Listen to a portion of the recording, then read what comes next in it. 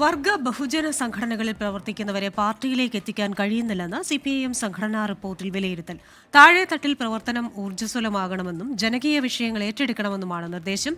24-ാം party കോൺഗ്രസിൽ അവതരിപ്പിക്കുന്ന സംഘടനാ റിപ്പോർട്ട് കേന്ദ്ര കമ്മിറ്റി അംഗീകരിച്ചു. പ്രായപരിധിയിൽ മാറ്റമില്ലെന്ന് കേന്ദ്ര കമ്മിറ്റി കോർഡിനേറ്റർ പ്രകാശ് കാരാട്ട് പ്രതികരിച്ചു. Central Committee has discussed the report on organization and adopted it, finalized it. Now all the documents for the party congress are ready now for that. ഒരു പാർട്ടിയിൽ നിന്ന് റിട്ടയർ ചെയ്യുന്നില്ല. They are only relieved from their position, but they will continue to work for the party. Balram നെടുങ്ങാടിയാണ് വിശദാംശങ്ങളുമായി ചേരുന്നത്. ബൽറാം, ഈ CPIM സംഘടനാ റിപ്പോർട്ടിൽ ചില വിലയിരുത്തലുകൾ വന്നിട്ടുണ്ട്. അതായത് ഏറ്റവും താഴേക്കിടയിലുള്ളവരോടൊപ്പം ചേർന്ന് പ്രവർത്തിക്കുന്ന ഒരു പാർട്ടി എന്ന ഒരു ഇമേജാണ് സിപിഐഎമ്മിന് എല്ലാ കാലത്തും ഉണ്ടായിരുന്നത്. പക്ഷേ അത്തരത്തിലേക്ക് ഉള്ള പ്രവർത്തനത്തിൽ ഒരു പാളിച്ചയുണ്ട് എന്നാണോ ഇതിൽ വിലയിരുത്തൽ? ഒപ്പം തന്നെ ഈ വർഗ ബഹുജന സംഘടനകളിൽ പ്രവർത്തിക്കുന്നവരെ പാർട്ടികളിലേക്ക് എത്തിക്കാൻ കഴിയുന്നില്ലെന്നും പറയുന്നുണ്ടല്ലോ. മറ്റെന്തൊക്കെ കാര്യങ്ങളാണ് ഈ റിപ്പോർട്ടിൽ പറയുന്നത്?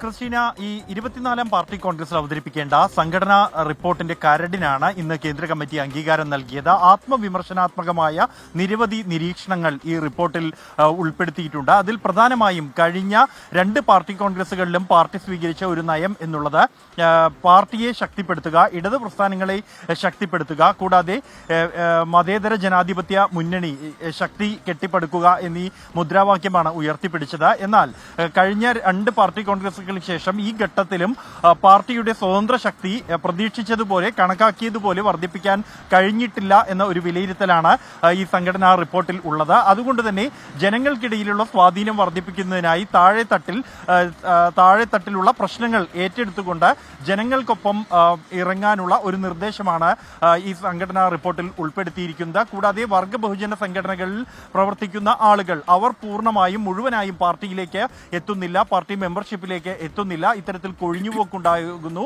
അത് എന്താണ് എന്ന് പഠിക്കുകയും അതിന് പരിഹാരം കണ്ടെത്തുകയും വേണം.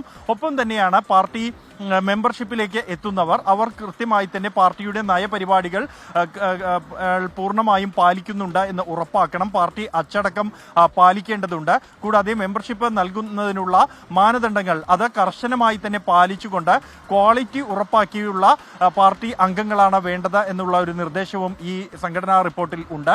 കേരളത്തിലെയും ബംഗാളിലെയും ത്രിപുരയിലെയും അംഗത്വത്തിൽ വർധനവ് ഉണ്ടായിട്ടുണ്ട് എന്ന് തന്നെയാണ് റിപ്പോർട്ടിന്റെ ഉള്ളടക്കത്തിൽ പറയുന്നത്. കേരളത്തിൽ വലിയ തോതിൽ തന്നെ പാർട്ടി അംഗങ്ങൾ മെമ്പർഷിപ്പ് വർദ്ധിച്ചിരിക്കുന്നു.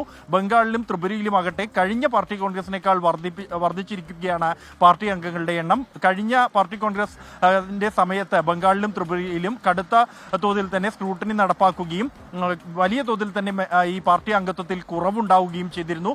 അതിൽ നിന്നും സ്ഥിതി മെച്ചപ്പെട്ടിരിക്കുന്നു എന്നുള്ളത് തന്നെയാണ് ഈ സംഘടനാ റിപ്പോർട്ടിൽ പരാമർശിക്കുന്നത്. ഈ റിപ്പോർട്ടിനാണ് അംഗീകാരം നൽകിയിരിക്കുന്നത്.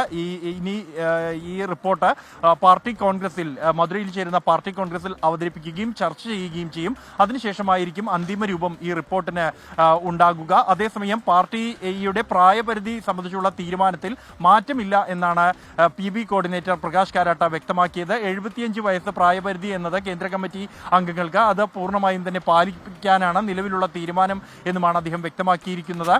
അതേസമയം ഈ കാര്യത്തിൽ ചില ആശങ്കകൾ ചില നേതാക്കൾ അറിയിച്ചതായുള്ള സൂചനയുണ്ട്.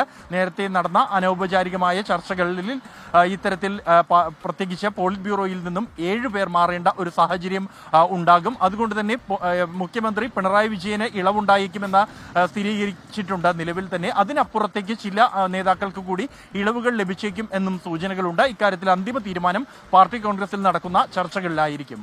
ക്രിസ്റ്റീന. ശരി, സിപിഐഎം സംഘടനാ റിപ്പോർട്ടിന്റെ കരടിലുള്ള കാര്യങ്ങളാണ് ബൽറാം നെടുങ്ങാടി റിപ്പോർട്ട് ചെയ്ത്. സ്വയം വിമർശനം അത് നല്ലതാണ്. അത്തരം കാര്യങ്ങളിൽ എന്തെങ്കിലുമൊക്കെ കാര്യങ്ങൾ തിരുത്തേണ്ടതുണ്ടെങ്കിൽ തിരുത്തുന്നതും നല്ലതാണ്. ക്വാണ്ടിറ്റിയിലല്ല കാര്യം, ക്വാളിറ്റിയിലാണ് കാര്യം. അപ്പോൾ അംഗങ്ങളുടെ എണ്ണം കൂട്ടുന്നതിലല്ല, നല്ല അംഗങ്ങളെ, മികച്ച അംഗങ്ങളെ ലഭിക്കുക എന്നതാണ് ഈ കരട് നിർദ്ദേശത്തിൽ പറയുന്ന ഒരു കാര്യം.